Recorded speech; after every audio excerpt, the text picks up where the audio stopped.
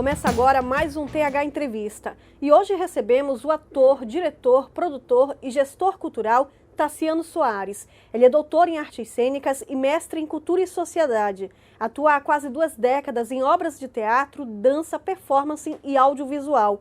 Já foi secretário executivo de cultura e é autor do livro Públicos do Teatro em Manaus. É também diretor do Ateliê 23, que está na 2ª temporada do Cabaré Chinelo, uma das montagens originais mais bem-sucedidas do teatro no Amazonas. Seja bem-vindo ao TH Entrevista. Muito obrigado, muito prazer estar aqui, muito feliz de poder falar um pouco do nosso trabalho. E tem muita coisa pra gente conversar, né, pra gente abordar. Tem. Tassiano, o Cabaré Chinelo traz à luz histórias de mulheres que foram propositalmente esquecidas.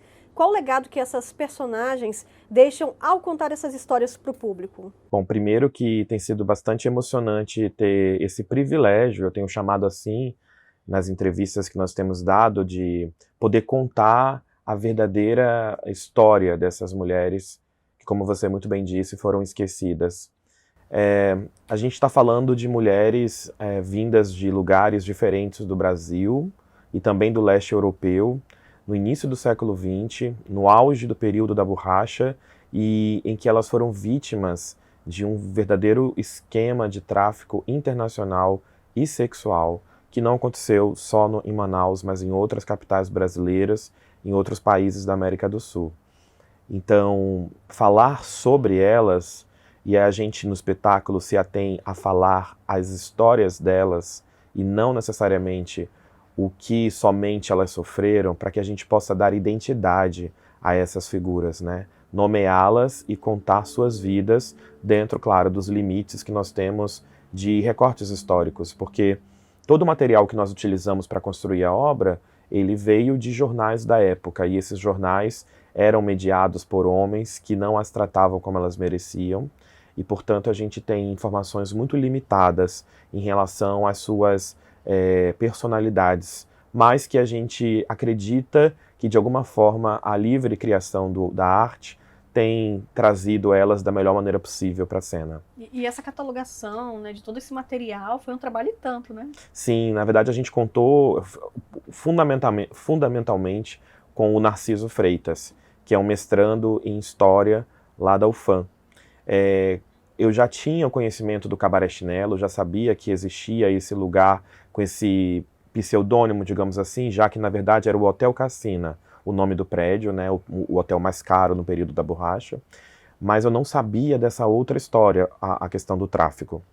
Em 2020 eu conheci o Narciso, por um acaso, e quando ele falou da pesquisa dele, eu que já tinha o desejo há muitos anos de fazer o espetáculo, entendi que agora era o momento, porque a gente tinha as verdadeiras informações. E ele me mostrou os documentos que comprovam tudo isso, inclusive uma tabela de valores dessas mulheres nas ruas do centro de Manaus. Essa tabela era publicada no jornal. E a gente mostra isso no espetáculo também. O público tem acesso a esse material de quanto valia cada mulher na Epaminondas, na 10 de julho, na 24 de maio, na José Paranaguá. Assim, é assustador pensar que isso era validado mesmo pelos meios de comunicação, inclusive, da época. Vocês contam a nossa própria história, fazendo todo esse resgate por meio do teatro.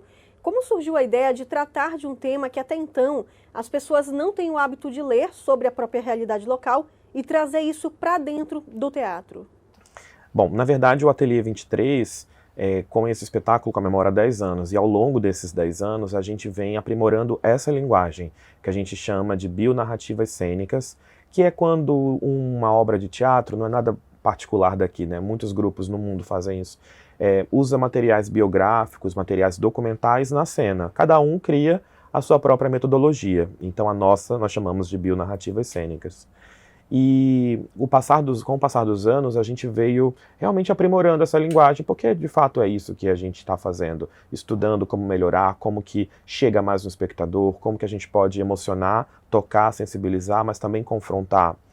Então eu acredito que há uma confluência de várias frentes. O Cabaré Chinelo chega no momento de amadurecimento estético do grupo, amadurecimento dessa linguagem, amadurecimento do uso desse material biográfico e documental, e somado a essa história chocante e ao mesmo tempo que tem conquistado tantas pessoas no interesse de saber a verdadeira história da nossa dita Belle Époque.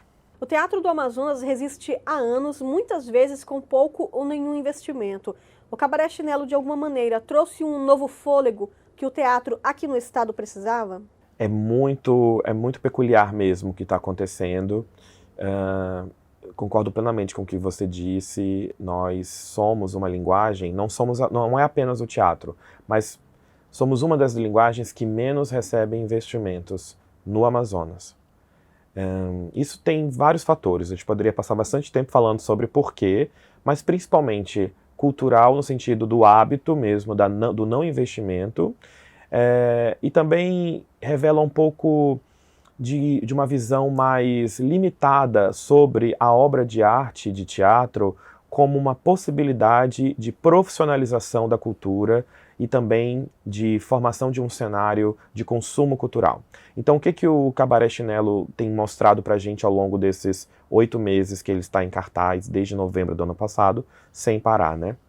É que é possível, com investimento em uma equipe técnica qualificada, em uma pesquisa que sustente aquela obra, um compromisso com mais de 33 profissionais que nós temos diretamente envolvidos e outros tantos indiretamente, e com a bilheteria que mostra para o espectador, para o público, melhor dizendo, que o trabalho do teatro, o trabalho do artista de teatro é um trabalho profissional, como qualquer outro prestador de serviço que precisa ser remunerado para isso. E as pessoas entenderam isso de cara, porque desde a primeira vez que nós abrimos a bilheteria do Cabaré, ela foi esgotada, ela continua sendo esgotada, agora a gente vai para São Paulo e já esgotou lá também. Então, isso tem demonstrado, inclusive para o poder público, a gente tem diálogos próximos com a Secretaria de Estado, que é onde recebe o Cabaré, no Teatro Gebes Medeiros, sobre o exemplo que o Cabaré pode estar dando para investimentos em continuidade, em espaço de trabalho, em temporadas onde o público saiba que ali, naquele teatro, tem espetáculo todo final de semana e que ele possa, com um preço acessível, ter acesso às produções dos profissionais daqui.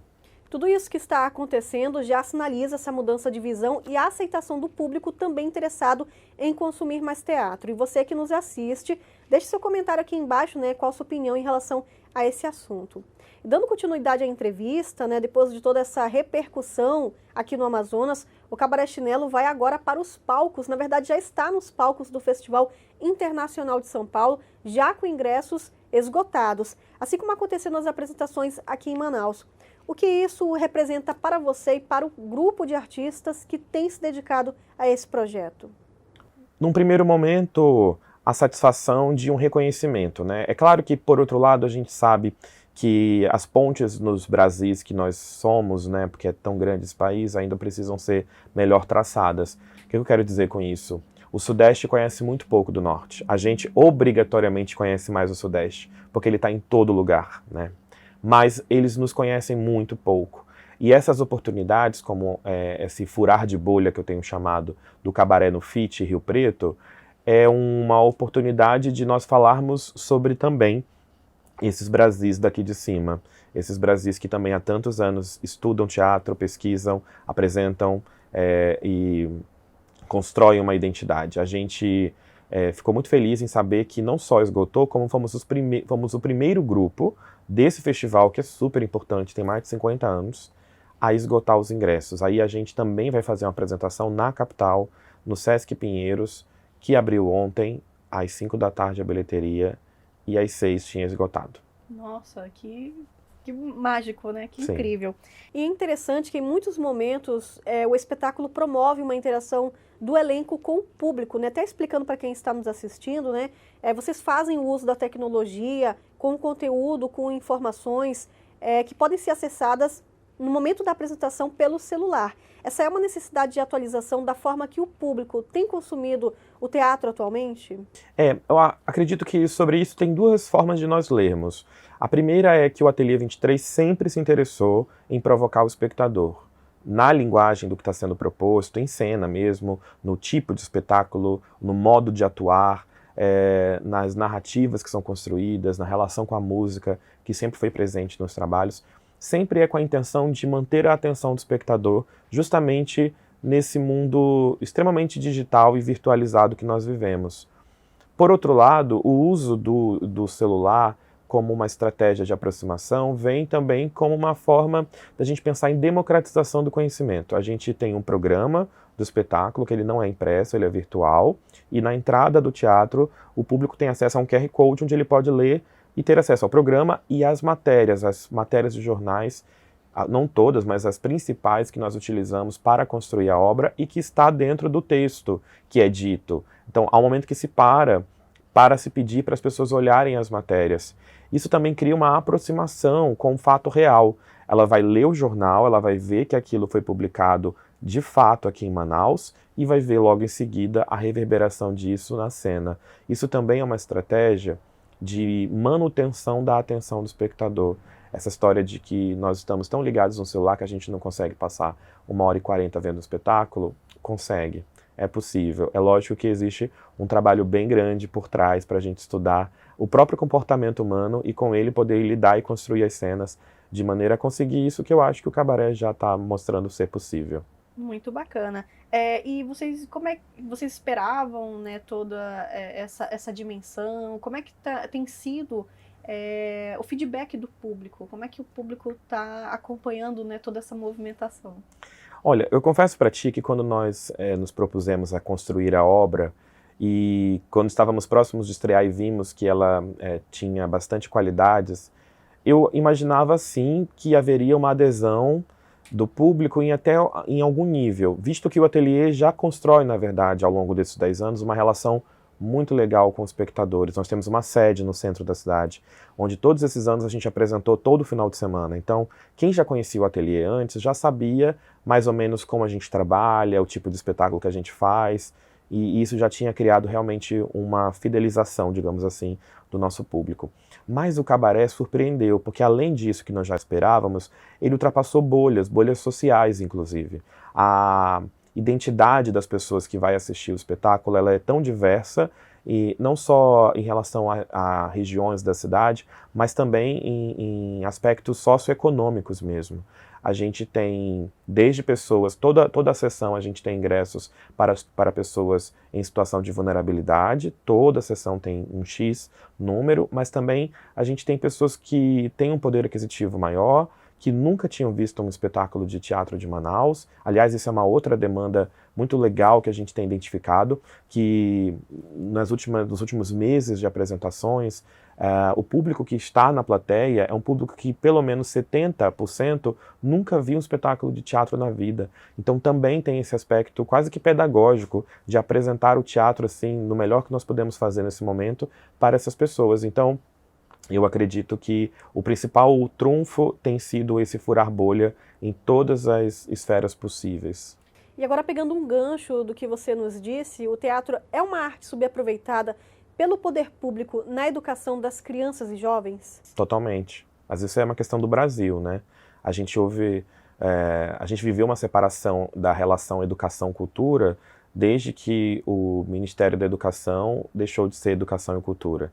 E, embora a gente entenda que as duas áreas são muito potentes e requerem políticas públicas próprias, o diálogo entre elas é basilar, né? Se todos nós tivéssemos acesso à diversidade de manifestações culturais desde a nossa infância, dentro da escola, dentro de casa, certamente a gente teria uma sociedade mais sensível, inclusive para a causa humana. Isso os países mais desenvolvidos já entenderam há muito tempo. E os números mostram os efeitos positivos de uma criança ser formada também com as suas habilidades sensíveis, independente de ser artista, mas por ser humano. Quando a gente tira a arte da formação de alguém, a gente tira a capacidade dela de se tornar alguém melhor, para inclusive lidar com a própria diversidade da sociedade. Quantos dons, né, surgiriam também aí? Exatamente. Talentos, né, e tem uma questão de preconceito no nosso país que ela é, infelizmente, por ignorância de ignorar mesmo o assunto, que é a possibilidade profissional dentro da arte, né? Muitas famílias, quando uma criança, um adolescente, manifesta um interesse em uma formação superior, enfim, numa profissionalização, tendem a virar os olhos, a rejeitar ou criar algum tipo de dificuldade, mesmo em 2023. Isso também sinaliza bastante o quanto nós temos um longo chão pela frente para desfazer esses estigmas sobre o nosso trabalho profissional. Nós temos, inclusive, faculdade de teatro aqui no Amazonas. De teatro, de dança, de artes visuais, de música, de cinema. A gente tem todas as linguagens presentes no ensino superior, temos especializações, temos mestrados.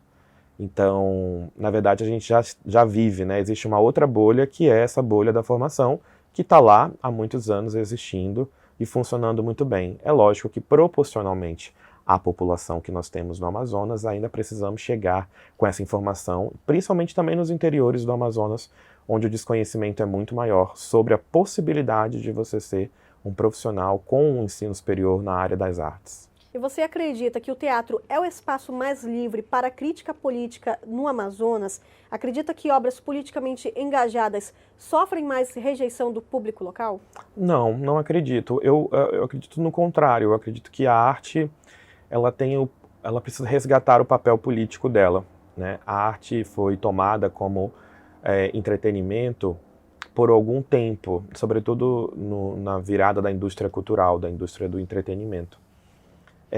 Mas a gente também sabe que os artistas que de fato se dedicam a estudar sobre, entendem que não é esse bem o papel da arte. A arte reflete o seu momento, a arte reflete o momento da humanidade em que ela está sendo construída. Isso foi por toda a vida. Eu particularmente acredito na arte política, que não é uma arte panfletária. Política não tem necessariamente a ver com partidarismo, né?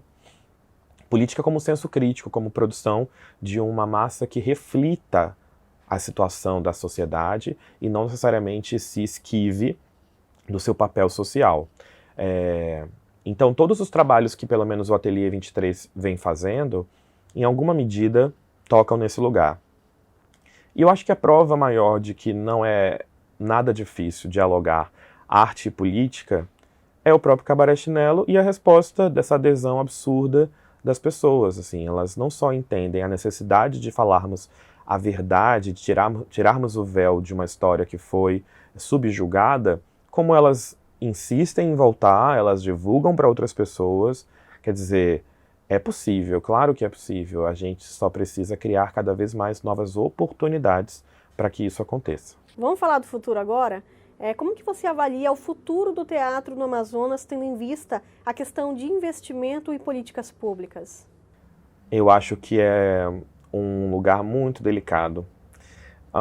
Nós somos hoje poucos grupos que estão conseguindo se manter com alguma longevidade e manutenção das suas ações. Quando eu digo isso, eu digo um grupo que tem a capacidade de produzir continuadamente, apresentar, ter seu público, o aspecto da fruição. E não um grupo que existe no papel, mas que não consegue pôr em prática o seu trabalho.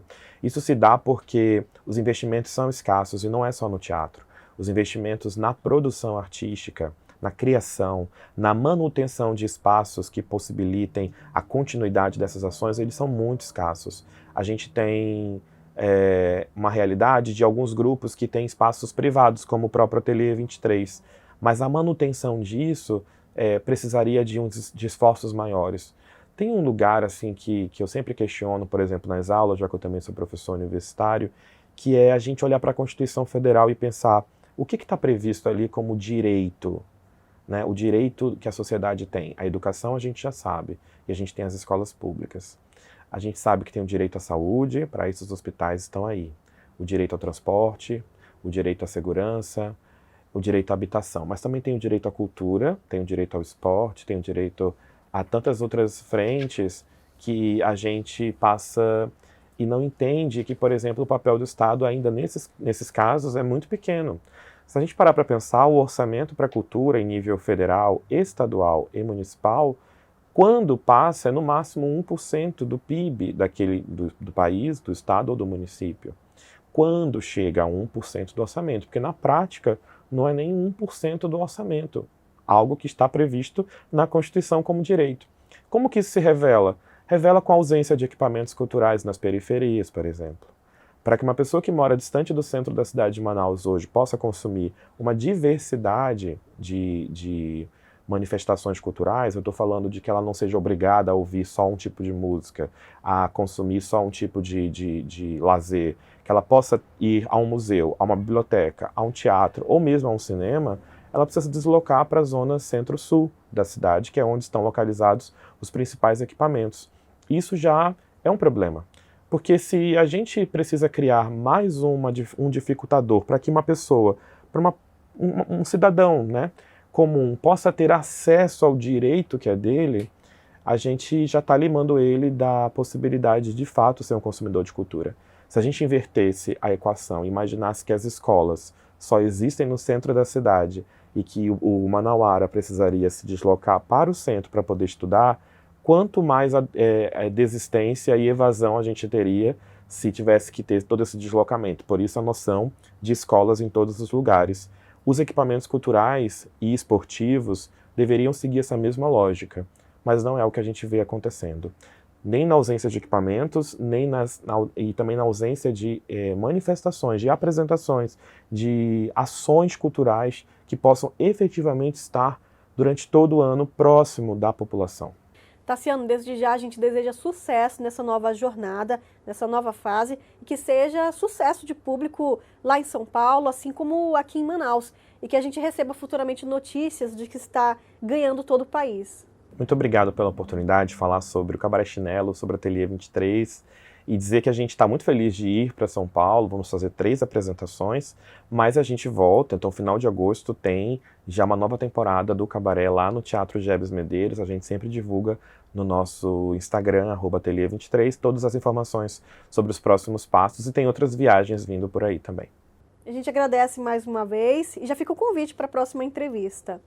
E você que nos acompanhou no TH Entrevista, aproveito para convidar você a se inscrever aqui no nosso canal, ativar as notificações clicando no sininho aqui embaixo. E claro, nos siga nas redes sociais, @InfoTodaHora. Até a próxima!